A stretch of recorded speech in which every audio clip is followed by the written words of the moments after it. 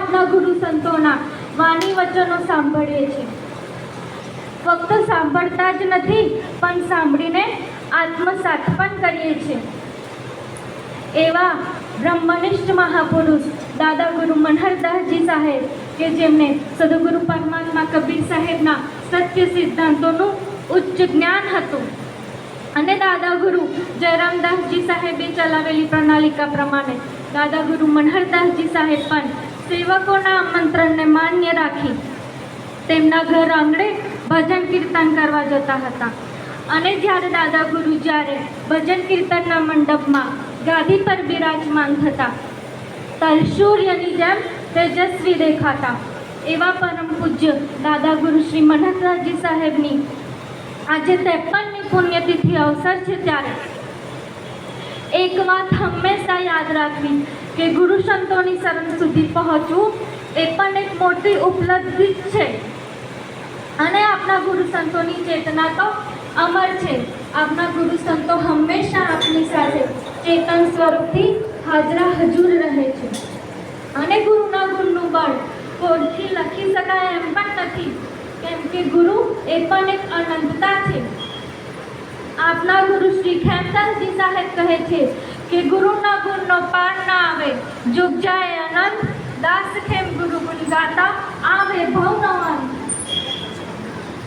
આપના ગુરુ સંતો એ પરમાત્માનું સાકાર સ્વરૂપ છે અને તેમને ગુરુના સ્વરૂપને જાણ્યું છે તેઓ જ મુક્ત થયા છે. અને સદગુરુ પરમાત્મા કબીર સાહેબ તો ગુરુ ચરણ તો સરોજ એટલે કે કમલ કહેવાય અને પુષ્પ સરોજ ઉપર તો અમે પ્રગટ થયા. જો આપણે ગુરુથી વિમુખ થઈ જઈએ, ગુરુથી મુખ ફેરવી લઈએ તો પરમાત્મા પણ આપણાથી મુખ ફેરવી લેતા હોય. દાદા ગુરુ જયરામદાસજી સાહેબ કહે છે, વિષ્ણુ તનું મન કહેવાતા હતા નારદ મુનિ નેતા, 184ના સંકટ ટાણે કોઈ નહીં સહાય દેવા, પલમાં 84 ટળી ગુરુએ જ્યારે સૃષ્ટિ કરી. અને આ વાતથી કોઈ અજાણ પણ નથી. આજ સુધી એવું પ્રમાણ નથી મળ્યું કે જેમને ગુરુ ધારણ ના કર્યા હોય અને તેઓ આ સંસારરૂપી ભવસાગરને પાર કરી શક્યા હોય. આજ સુધી એવું પ્રમાણ નથી મળ્યું કે જેમના માથે ગુરુ સંતોનો હાથ ન હોય અને તેમને આત્મતત્વનું જ્ઞાન પ્રાપ્ત થયું હોય. આપણે અમૃત ક્યાં શોધીએ છીએ? આપણા ગુરુ સંતોએ તો આપણને ઓલરેડી સત્યનામ શબ્દ સ્વરૂપે અમૃત આપી જ દીધું છે. પણ જેમને ગુરુ સંતોના વાણી વચનોમાં વિશ્વાસ હોય તેમને જ સત્યનામ વચન પ્રત્યે વિશ્વાસ પ્રગટ થઈ શકે છે. બાકી તો કાળમાં એના બંધનમાંથી મુક્ત થવું, આ સંસારરૂપી ભવસાગરને પાર કરવું એ વાતો કરીએ એટલું સહેલું પણ નથી. જેમ શબ્દ વિના સુરતા આંધળી છે તેમ ગુરુ સંતો પ્રત્યે, ગુરુ ઘર પ્રત્યે, સત્ય પુરુષ પરમાત્મા પ્રત્યે, સત્યનામ વચન પ્રત્યે પૂર્ણ વિશ્વાસ, શ્રદ્ધા, નિષ્ઠા અને પ્રેમ વિના આપણી ભક્તિ પણ આંધળી છે. પછી તો એવું થઈ જશે કે અમૃત મળ્યું પણ અમર ના થયા. કેમ? તો કે પીવાની ગત ન જાણી, કાં તો ઘટમાં ગયું જ નહીં અને કાં તો પીવામાં આવ્યું પાણી.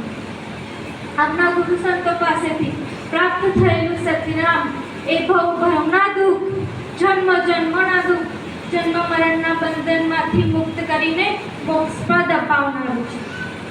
દાદા ગુરુ જયરામદાસજી સાહેબ કહે છે, એક શબ્દ મારા ગુરુએ આપ્યો, એ જ સમરણ અને એ જ ક્રિયા, એ શબ્દના વિશ્વાસે તો ભવસાગર ઉતર્યા.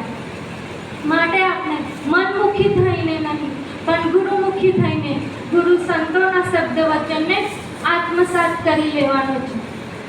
ત્યારે એવા બ્રહ્મનિષ્ઠ મહાપુરુષ દાદા ગુરુ મનહરદાસજી સાહેબ કે જેમને પોતાનું આખું જીવન જગત જીવોના કલ્યાણ માટે અર્પણ કરીને સત્યનો ઉપદેશ, સત્ય નામનો ઉપદેશ આપીને અનેક લોકોને સાચા માર્ગે વાળ્યા છે અને તેમનું જીવન પવિત્ર અને કલ્યાણકારી બનાવ્યું છે. ત્યારે क्या कहूँ गुरु मनहरदास जी के बारे में, जिन्होंने सोचा नहीं कभी खुद के बारे में.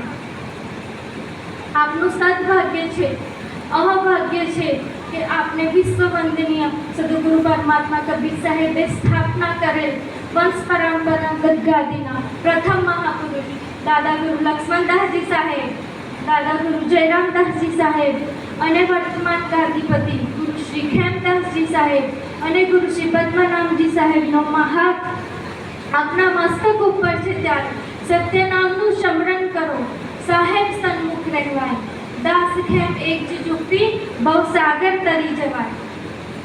આપને સૌ ગુરુમુખી છે ત્યારે ગુરુના વચનોનું પાલન કરવું અને ગુરુની આજ્ઞામાં રહેવું. જીવનમાં ગમે તેવી પરિસ્થિતિ હોય છતાં પણ ગુરુ ઘર પ્રત્યે, ગુરુ સંતો પ્રત્યે તરસતા રાખવી એ આપના સૌનું કર્તવ્ય છે. આટલું જ કહીને મારી વાણીને પીડા માંગુ છું. સાહેબ.